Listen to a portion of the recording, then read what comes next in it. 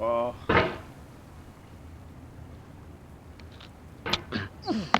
There's no feeling more intense than starting over. If you deleted your homework the day before it was due, as I have, or if you left your wallet at home and you have to go back after spending an hour in the commute. If you won some money at the casino and then put all your winnings on red but it came up black. If you got your best shirt dry cleaned before a wedding and then immediately dropped food on it. If you won an argument with a friend and then later discovered that they just returned to their original view. Starting over is harder than starting up.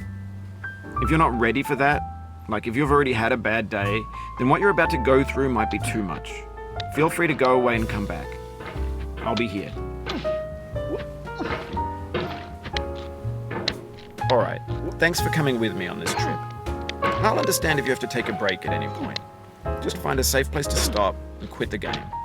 Don't worry, I'll save your progress, always, even your mistakes. This game is a homage to a free game that came out in 2002, titled Sexy Hiking. The author of that game was Jazzuo, a mysterious Czech designer who was known at the time as the father of B games. And B games are rough assemblages of found objects. Designers slap them together very quickly and freely, and they're often too rough and unfriendly to gain much of a following. They're built more for the joy of building them than as polished products.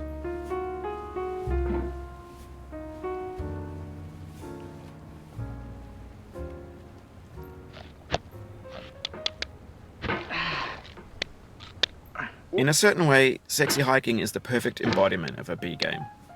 It's built almost entirely out of found and recycled parts, and it's one of the most unusual and unfriendly games of its time. In it, your task is simply to drag yourself up a mountain with a hammer. And that act of climbing, in the digital world or in real life, has certain essential properties that give the game its flavor. No amount of forward progress is guaranteed. Some cliffs are too sheer or too slippery.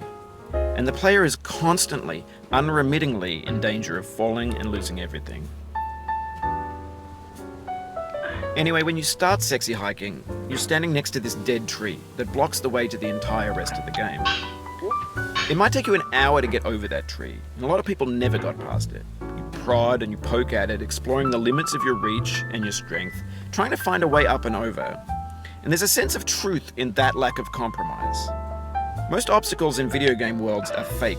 You can be completely confident in your ability to get through them once you have the correct method or the correct equipment or just by spending enough time. In that sense, every pixelated obstacle in Sexy Hiking is real.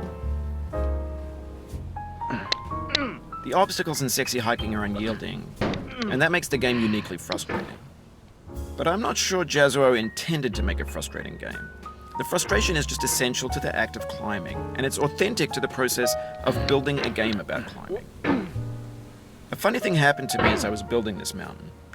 I'd have an idea for a new obstacle, and I'd build it, test it, and it would usually turn out to be unreasonably hard.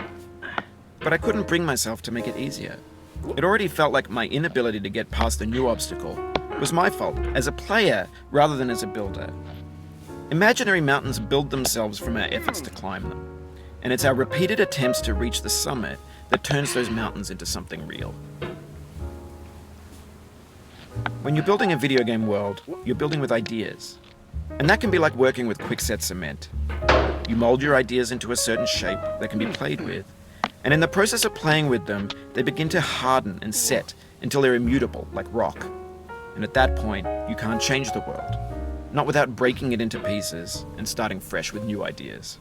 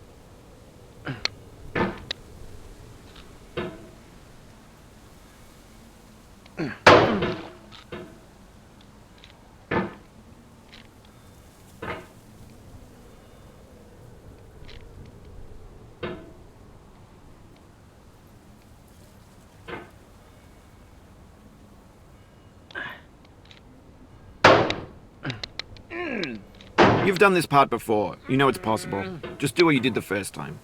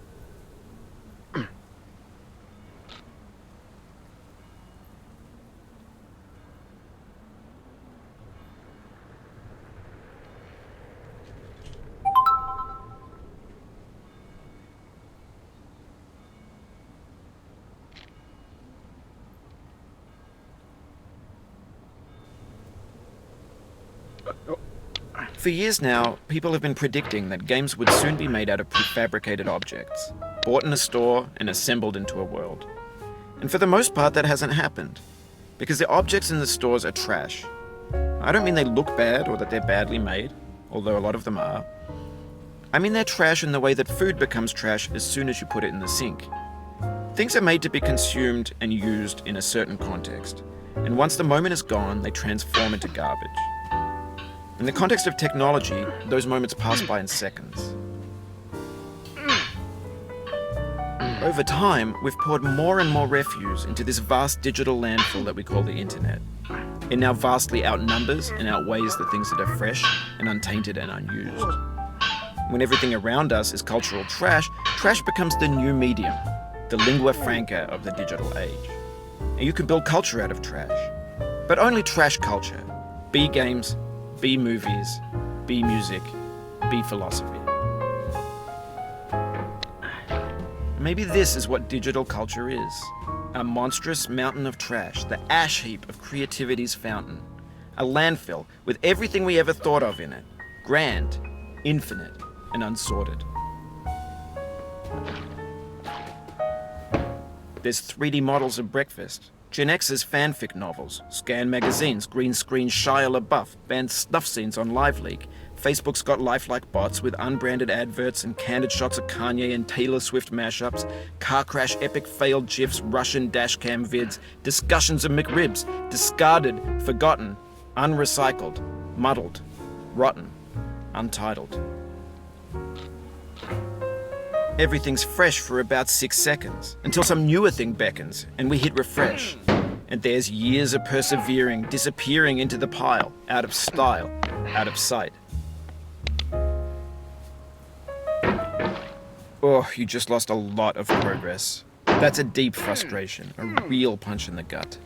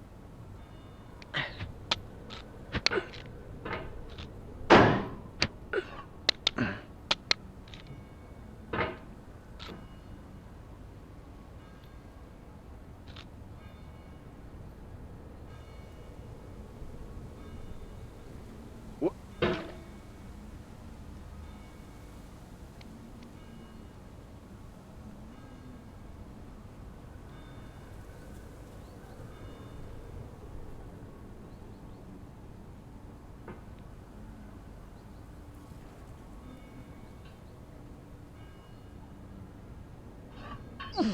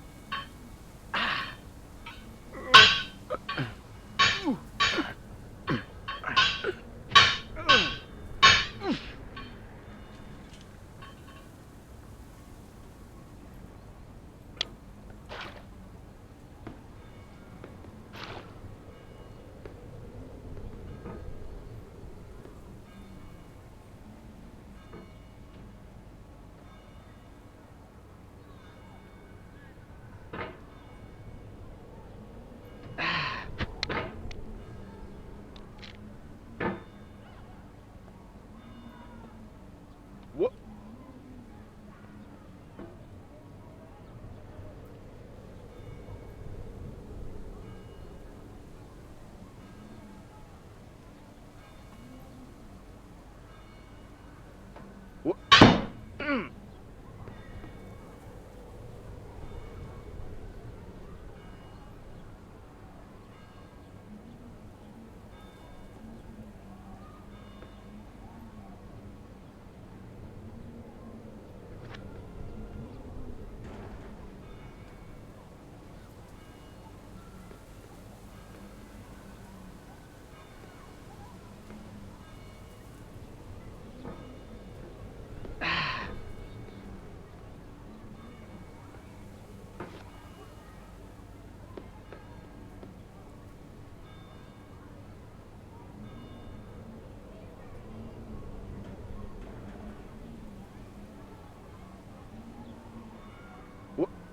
In this context, it's tempting to make friendly content that's gentle, that lets you churn through it but not earn it. Why make something demanding if it just gets piled up in the landfill, filed in with the bland things? Oof, sorry about that.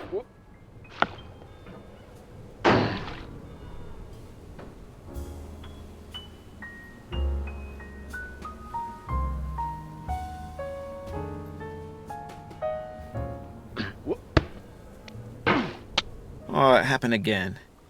Keep on trying, don't let it get to you.